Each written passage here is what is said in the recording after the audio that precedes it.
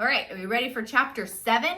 We are going to continue reading Hudson Taylor, Deep in the Heart of China by Janet and Geoff Benge. Chapter 7 is titled, Were You to Remain in England? Back in Barnsley, Hudson made a quick recovery. The house was warm, the food was wholesome, and his mother fussed over him constantly, especially after she found out about his eating habits in London. Amelia and Mary Ann were also frequent visitors to the house, and their laughter and conversation cheered him. On one of these visits, Hudson finally plucked up the courage to ask Mary Ann to marry him. He was excited when she agreed, and her father gave his permission. Mary Ann would be his companion in China after all. After several weeks at home, Hudson received news that his cousin Tom in London was sick with rheumatic fever. Since Tom had cared for him when he was sick with malignant fever, Hudson thought it was time to return the favor, so he traveled back to London. As he sat through the nights caring for Tom, he continually prayed for God to provide a way for him to get to China sooner rather than later. Unknown to Hudson, as he stood watched beside Tom's bed, things were happening in China. Since 1644, China had been ruled by an emperor and governing officials who were Manchu people from northeastern China. The Manchu emperor and his government were known as the Qing dynasty. But even though outsiders thought everyone in China was the same, the Chinese people regarded the Manchus as alien outsiders. Of course, this didn't really worry the Qing dynasty. They had been in power for a long, long time, and they had more than enough troops to keep things that way, or so they thought. In central China, a long way from Peking, the Qing dynasty's capital, a rebellion had begun, and it was getting bigger with each passing day. The rebellion was known as the Taiping Rebellion, and those fighting in the rebellion were fighting to overthrow the Qing dynasty.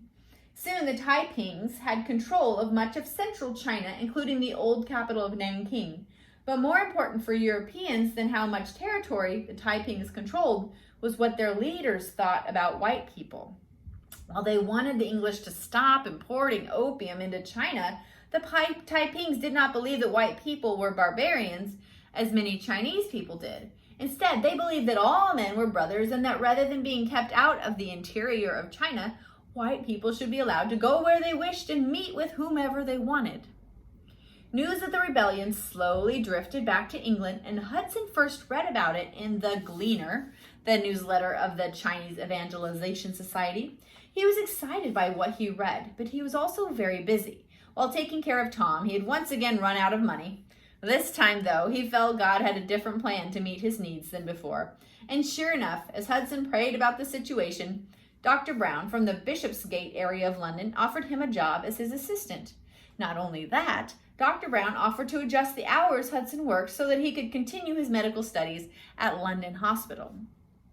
Hudson eagerly accepted the position, and since Tom was well enough, he moved in with Dr. Brown and his wife. Soon Hudson's days were full. After attending classes at the hospital from 8 in the morning until 3 in the afternoon, it was back to Bishopsgate, where he assisted Dr. Brown dispensing medicine, visiting patients, and keeping the doctor's accounts.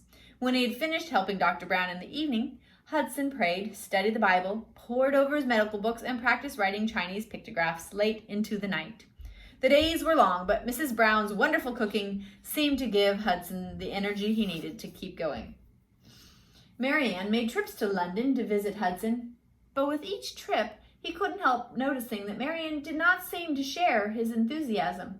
She always had a reason for why she could not stay longer. Finally, after several weeks, he confronted her about it, and she confessed that she did love him, but her mother was very ill, and her father had never really approved of their engagement. Hudson was shocked. Her father had personally given them permission to marry. Immediately, he wrote to Mr. Vaughan to set things straight. Mr. Vaughan responded very straightforwardly, though not as Hudson wanted or expected.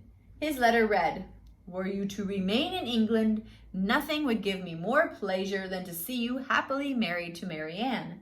But though I do not forbid your connection, I feel I can never willingly give her up or ever think of her leaving this country." At first, Hudson felt angry at Mr. Vaughan.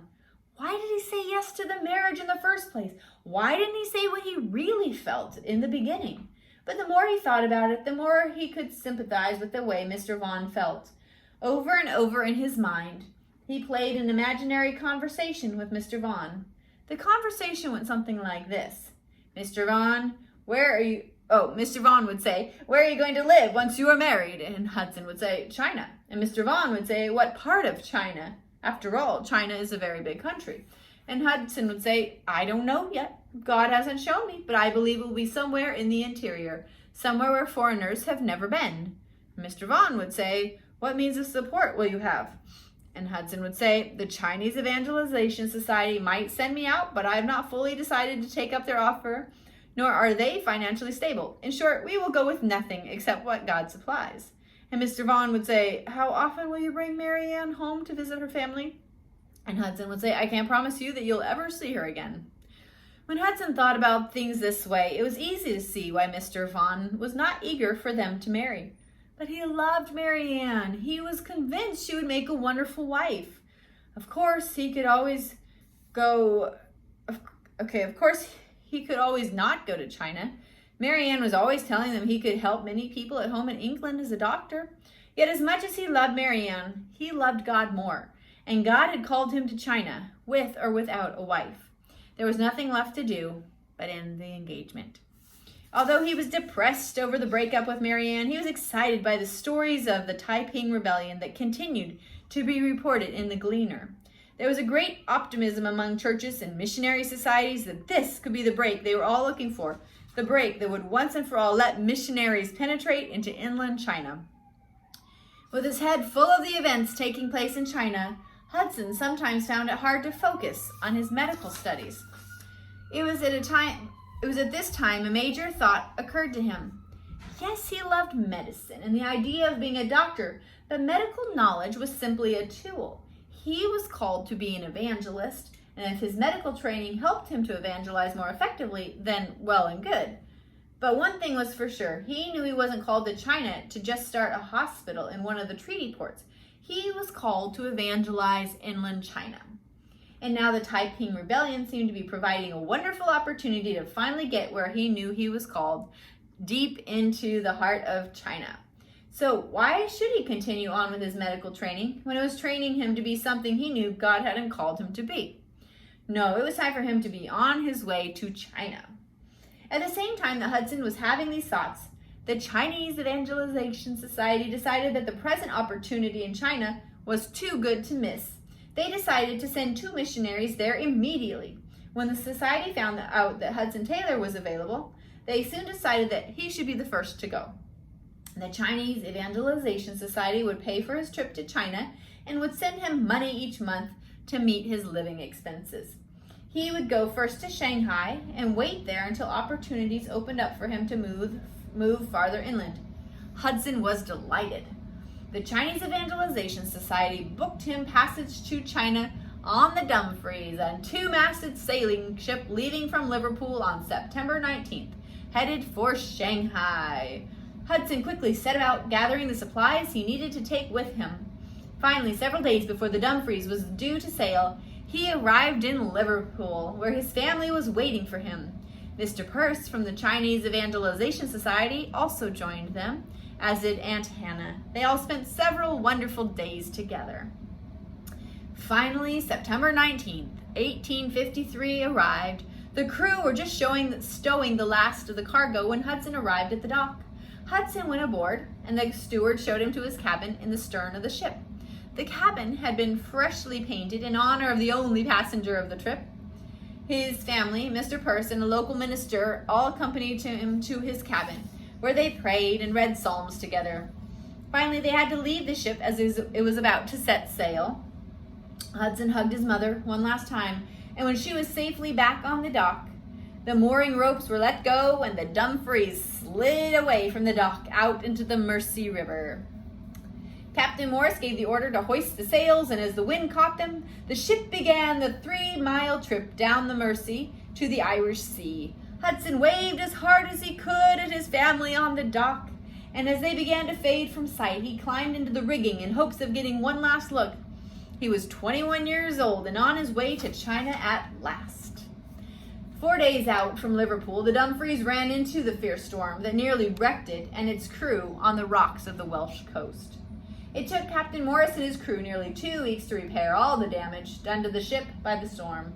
Some of the crew had been injured in the storm, and Hudson was able to tend to their wounds. Finally, with the damage repaired, the ship was able to get back under full sail as she headed down the west coast of Africa. After the excitement of the storm in the Irish Sea had passed, the voyage soon became monotonous. At Christmas time, 3 months after leaving Liverpool, the ship reached the southernmost point of her voyage, the Cape of Good Hope.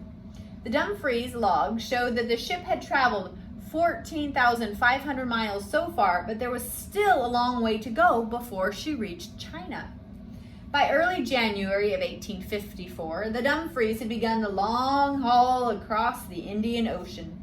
She passed 120 miles off the northwestern tip of Australia and headed out among the tropical islands of the western Pacific Ocean for the last slow leg of her voyage to Shanghai.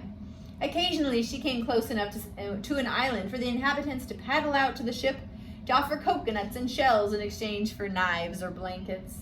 Days and nights in the tropics settled into a pattern. During the day, the sea was calm and there was no wind, so the sailors would play cards, carve scrimshaw, and entertain each other with stories of what they would do when they got ashore. Occasionally, one of them would slip away from the group and stop by Hudson's cabin. His door was always open, and he had many interesting discussions with crew members about aspects of the Sunday service he held on deck. At sunset, the wind usually began to blow. If they were lucky, it would continue blowing until dawn. Some nights, though, the wind didn't come at all. On those nights, the Dumfries covered less than 7 miles. Captain Morris faithfully entered the distance covered each day into the ship's log. If their journey had begun with a near disaster because of the overactivity of the wind and waves, it nearly ended in disaster for the exact opposite reason. It was Sunday, and Hudson was holding his regular service on the aft deck of the Dumfries.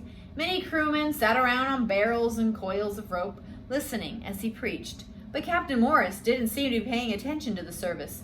This was unusual. The captain was a Methodist and thoroughly enjoyed having a young missionary aboard his ship. After the final hymn was sung, the captain walked to the side of the ship and peered worriedly into the water. Hudson joined him and asked what he was looking for. The answer was not comforting. They were becalmed and headed for disaster. The current was stronger than usual, about 4 knots, and it was carrying them towards the sunken reef. With no wind expected until nightfall, Captain Morris feared it would be too late and the Dumfries would hit the reef and sink before them. This information sent shudders up Hudson's spine. He had seen many sharks around the ship in the past few days, and he did not like the thought of having to swim for his life. Becalmed is one word that strikes fear into the hearts of men on sailing ships.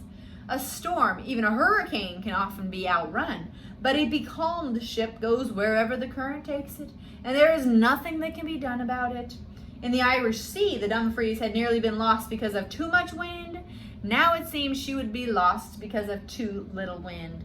It was a desperate situation, and even though Captain Morris knew that nothing could be done about the wind, his crew begged him to let them try something. So he allowed them to put to sea in the longboats. They connected heavy ropes from the Dumfries to the longboats and then strained at the oars, trying to row the ship against the current. But she would not be swayed and continued to drift. Silently, the crew climbed the rope net back on board the Dumfries. Their best efforts had done no good. It was hopeless. By the time the evening breeze came, it would be far too late for the ship and her crew. How strange to meet death on such a calm and beautiful day, Hudson thought as he peered over the side of the Dumfries. When Captain Morris broke into his thoughts, "We've done everything we can," he said. "We can only wait and see what happens next." The captain's words echoed in Hudson's head. We've done everything we can? But had they? An idea came to him. Enthusiastically, he turned to Captain Morris and said, "There is one thing we have not done yet." "And what is that?" asked the captain, surprised that Hudson would think he knew something about rescuing becalmed ships.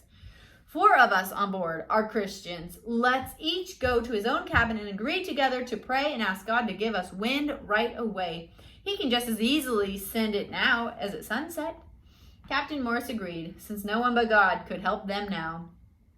He hurried off to his cabin while Hudson located the ship's Swedish carpenter and the steward, the other 2 Christians aboard. In his cabin, Hudson prayed hard for a few minutes and then felt as though some burden had been lifted from him. He was confident that God had heard their prayers and would answer them. Getting up off his knees, he strode back up on deck. The first officer was standing smoking a pipe on the foredeck. "Hurry, let the mainsail down all the way," Hudson told him. The first officer sneered at him. What would be the point of that? "The Christians on board have been praying for wind, and it will come any moment now. I suggest you get ready for it." The first officer laughed heartily. A young missionary was telling him how to run a ship. There would be no wind until sunset, and to make his point, he turned toward the sail. Did it flutter a little? Perhaps, but a flutter would do them no good. As the first officer stood there, a much stronger gust of wind swept across the ship. This time he wasted no time. "All hands on deck," he yelled as he grabbed hold of one of the halyards. The crew came running, and not far behind them was Captain Morris, who had heard all the commotion from his cabin. It was a wonderful, strong breeze that blew. Within minutes, the Dumfries was plowing through the Pacific Ocean at 7 knots. Each minute that passed took them farther away from the dangerous reef and closer to Shanghai.